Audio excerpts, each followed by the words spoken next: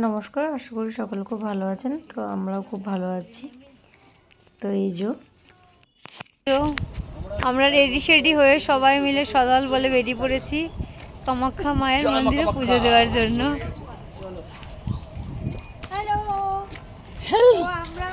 তো পুজো দিতে আসার সময় প্রথমে আমরা দোকান করছিলাম, তো এই পুজোর স্টোরে ঢুকে গেছিলাম এবং ওখানে গিয়ে প্রথমেই জুতো রেখে আসলাম এবং আমি জুতো রেখে এসে হাত ধুয়ে তারপরে দেখছিলাম যে পুজোর থালি কোনটা নেওয়া যাবে। তো পুজো আমরা ওখানে 101 টাকা করে দক্ষিণা যে পুজোগুলো ছিল, টালাগুলো ছিল, ওই টালায় নিয়ে নিয়েছিল এবং তারপরে সবাই দেখছিলাম মাথায় ফেটটি বেঁধে আসছিলো। তো ওই ফেটটি একটা করে নিয়ে নিয়েছিলাম প্রত্যেকেই। তো নিয়ে তারপরে যাচ্ছিলাম মন্দিরের উদ্দেশ্যে। এবার যেহেতু আমরা প্রথমবার এসেছি তো বুঝতে পারছিলাম না যে কোন দিকে যাব।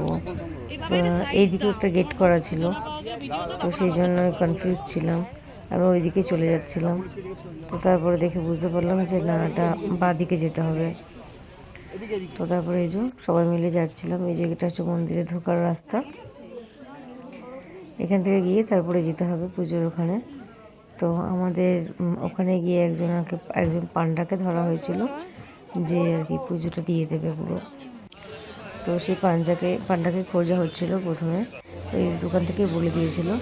আর এই যে এখানে আমাদের পান্ডা চলে এসেছিলেন, এই যে ওনার কাছে পুজোর নাম গোত্র লিখে দিয়ে দিচ্ছিলেন এবং দেওয়ার পরে আমরা খালি হাতে মালা নিয়ে মায়ের দর্শন করতে চলে গিয়েছিলাম এবং ওখান পর্যন্তই ফোনটা অ্যালাউ ছিল, ওদের ভিতরে দৃশ্য তুলতে পারিনি। তো এখানে এই দাদা দিদিটা বিয়ে করছিল, পুজো দিয়ে বাইরে এসে এখানে দ্বীপ আর দেখানো বলেছিল। আর এখানে আমার দক্ষিণা, যেহেতু এখানে যেখানে যাচ্ছি সেখানেই দক্ষিণা সবার মুখে একটা কথা লেখা দক্ষিণা দিন। তো ওখানে পুজো ভালোভাবে দিয়ে সবাই বাইরে এসেছিলাম এবং তারপরে একটু ফটো তুলছিলাম এবং তারপরে মন্দির থেকে বেরিয়ে যাওয়ার আগে মন্দির প্রাঙ্গণ থেকে আমরা বাড়ির জন্য প্রসাদ নিচ্ছিলাম এবং প্রসাদ নেওয়ার পরে আমাদের এখানে ছিন্নমস্তা মাতার মন্দির ছিল, এখানে গিয়ে পুজো দিলাম এবং তারপরে হোটেলে ফিরে যাওয়ার সময় দেখছিলাম যে এই দাদাটা কি সুন্দর একসাথে কতগুলো ইট নিয়ে যাচ্ছিলো। তো এই ছিল আজকের দিনটা।